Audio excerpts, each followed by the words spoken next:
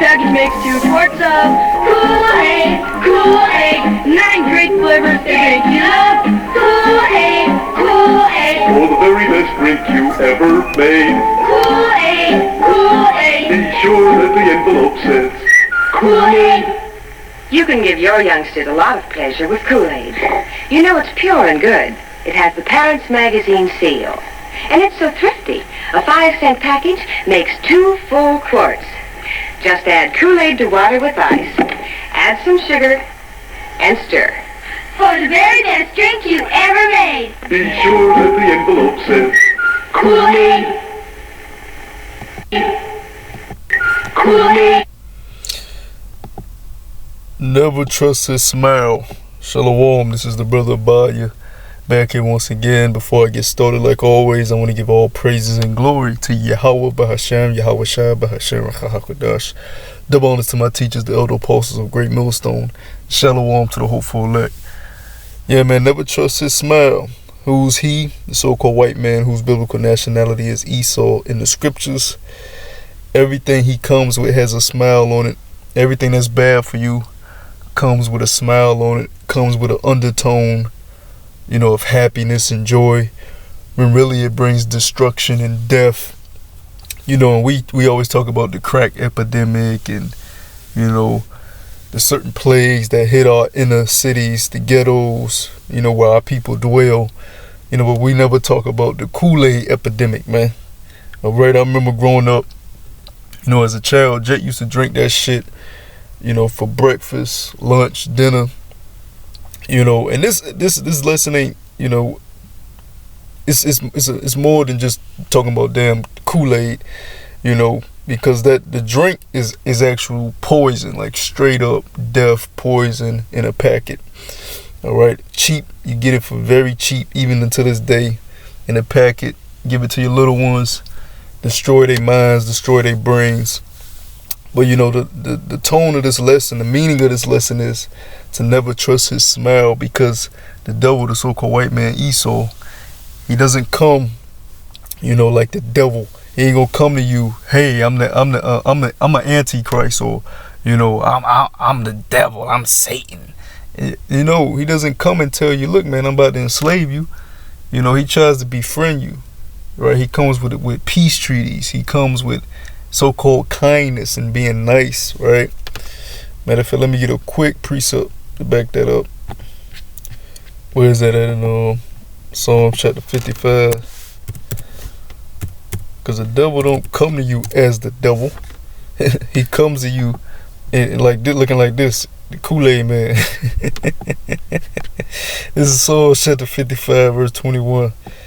It says, the words of his mouth were smoother than butter, right? Kool-Aid, Kool-Aid, right? Got the Edomite kids singing it. The words of his mouth were smoother than butter, but war was in his heart. His words were softer than oil, yet were they drawn swords. So he's coming to you in that nice tone, all right? He's telling you nice things, smooth things, but he's a damn devil. Right, that's what the scriptures say, like, our people, they want to hear smooth things instead of the harsh truth. But here it is, the harsh truth is what's going to lead you toward life. The smooth things that make you feel comfortable is leading you towards your destruction. Because, I can tell you everything's going to be all right, but everything ain't going to be all right, and you're going to find it out the hard way once everything crashes and crumbles around you. Or I can prepare you ahead of time and tell you, no, everything ain't going to be all right. It may feel harsh at that moment, but at least it'll lead you on the right path. Right? But see, the devil plays on emotions and feelings, and the Most High don't do that. Right? The Most High plays on what is, all right, and what he requires. So I pull this up in Wikipedia. Let me see. The term drinking of Kool-Aid, right? It says drinking the Kool-Aid is an expression used to refer to a person who believes in a possibly doomed or dangerous idea because of the perceived potential high reward.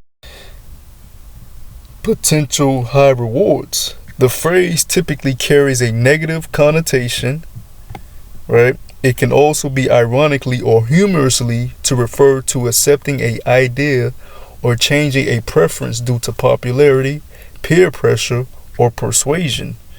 In recent years, it has evolved further to mean extreme dedication to a cause or purpose, so extreme that one would drink the Kool-Aid and die for the cause. While the use of the phrase dates back to 1968, the non-fiction book The Electric Kool-Aid Acid Test is strongly associated with the events in Jonestown, Guyana on November 18th in 1978, in which over 900 members of the People's Temple movement died. The movement's leader, Jim Jones, called a mass meeting at the Jonestown Pavilion after the murder of U.S. Congressman Leo Ryan and others in nearby Port Kaituma. Jones proposed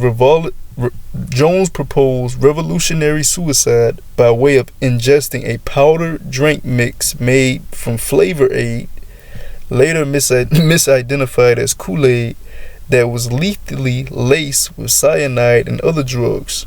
Now, even though during this, this protest that they had, which, they went on with the term of, committing suicide, they laced it with drugs. The Kool-Aid itself already is laced with fucking drugs, man. Alright? Here it is. They promote this shit. They promoted this shit to your kids their whole life. You got the big jug nigga with a happy face running around with a t-shirt and shoes on. He filled up with red drink. But, they don't promote watermelon juice. They don't promote mango juice. They don't promote, soursop juice. They don't promote grape juice. They don't promote pomegranate juice. They don't promote the natural fruit juices that come from the earth, right? Or natural teas that are brewed that come from the earth. They don't promote that. But you'll get a nigga like let me see if I can pull it up. This another nigga they come to you with.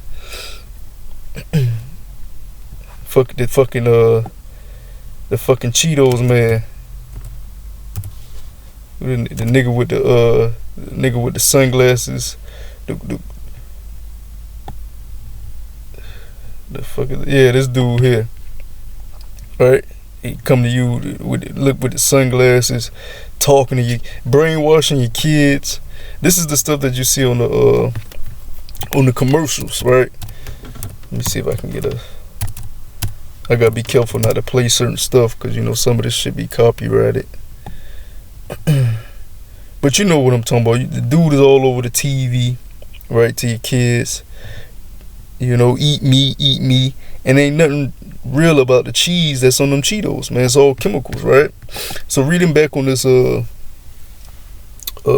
drinking of the Kool-Aid, here's the background. It says, on November 18th, 1978, Jones ordered, matter of fact, it was something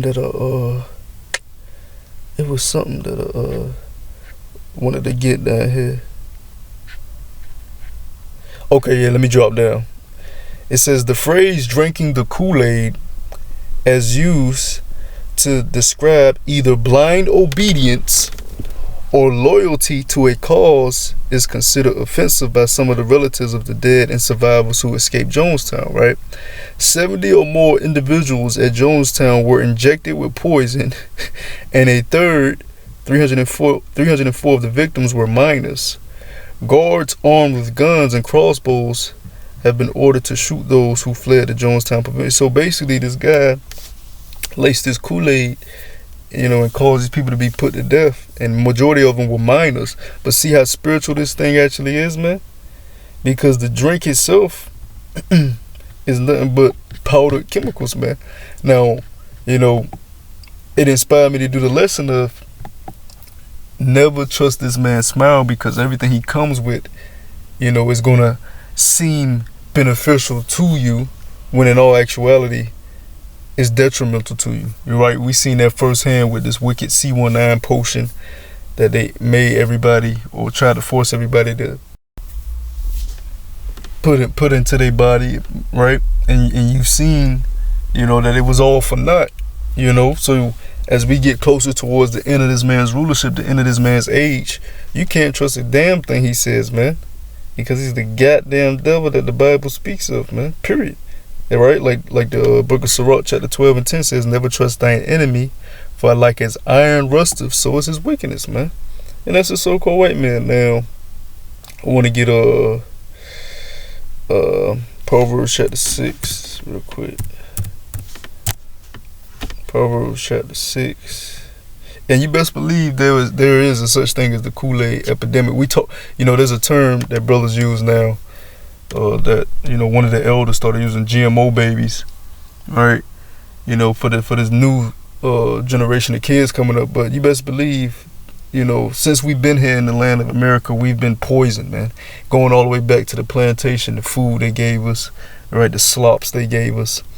So everything that they promoted to us, and none of that shit was real food, man. None of that shit that we was getting from our corner stores and neighborhood grocery stores, none of that shit was real food. For one, we wasn't even taught how to really eat, you know. And as time moved on, the longer we were here in America, you know, of course it got worse and worse. But throughout all generations, we were fucking poisoned, man. That's why do you think he's the damn devil? He's the deceiver. He ain't trying to keep us healthy. All right, scriptures tell you that we are even lower stature than what we used to be. All right, we're taller, we're shorter. We're shorter. We're shorter. All right, we're weaker in the flesh. All right, we have less energy than what we did in the ancient times. You know, part of that is the curses, but a lot of that has to do with diet too, man. What we've been eating throughout all our lives, man. We haven't been eating real fruits and vegetables and real juices and knowing the minerals and vitamins we need on a daily intake to get into our body, man. All right, foods that contain those things, starting at a very young age. From the first time, majority of us, the first time you come out your mother's womb, right? What are you drinking? Fucking powdered, some more powdered bullshit, some Similac, fake powdered milk, when you're supposed to be getting breastfed. But you know, once again, that goes back to the plantation, right? Your own mom was busy breastfeeding the master's children, leaving your ass, you know, drying out, boy. This is Proverbs chapter 6, verse 12.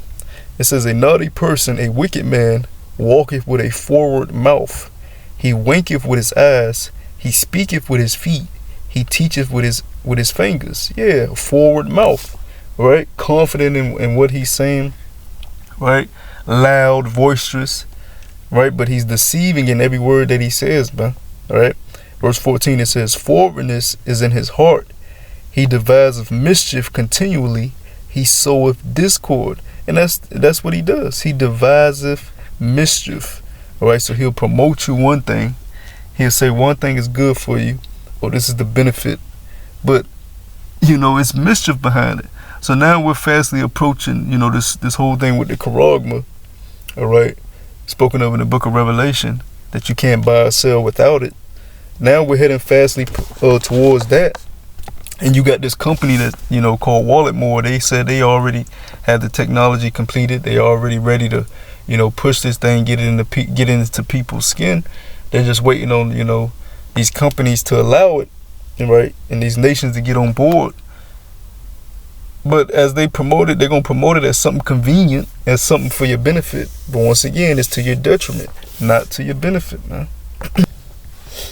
You know, now going back to this article I had pulled up, you know, this was touching on an event, you know, which led to the term drinking the Kool-Aid, where this man led these people to their death by poisoning the Kool-Aid. But it's also spiritual, you know, because that represents, you know, this bullshit that they forced upon the people, all right, through their commercials, their television, right?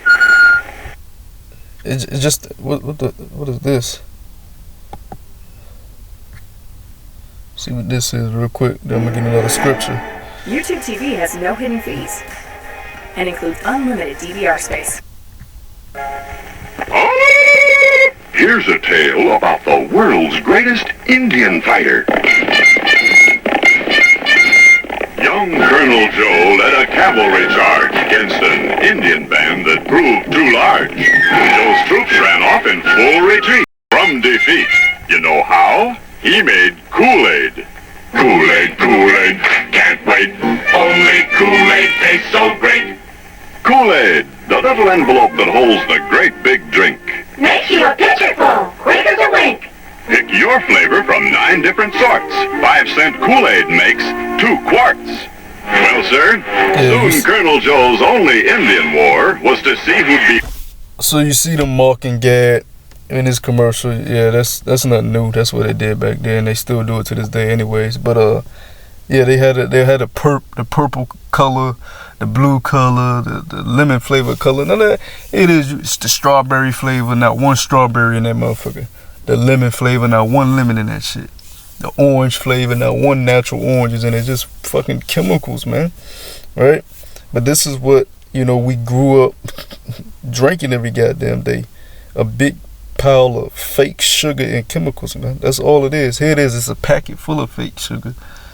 And then you add in, because you would make the big jug and pour in another 2 to 3 cups of probably half a bag of fucking that poison ass white ass sugar that you get from the store, man. It's just madness, man. That's why it's a blessing that we waking up to the truth and we're coming back to a standard of living, man.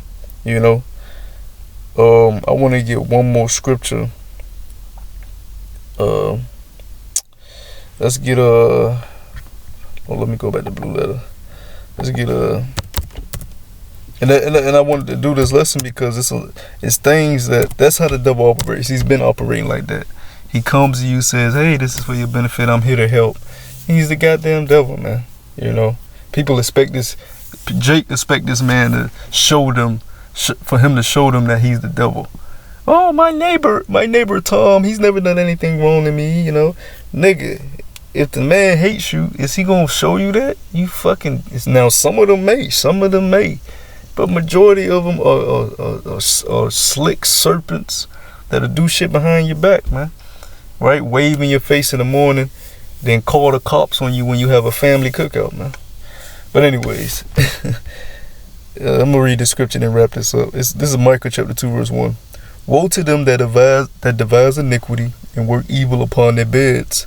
When the morning is light, they practice it because it is in the power of their hand. And they covet fields and take them by violence, and houses and take them away. So they oppress a man and his house and even his heritage. So this man has the power to oppress us. The power is in his hand to deceive us, to devise iniquity against us. So you can't believe and trust anything this motherfucker say, especially when this dude is smiling. So I just wanted to do this lesson. Lord willing, it was edifying. To the next time I say shalom.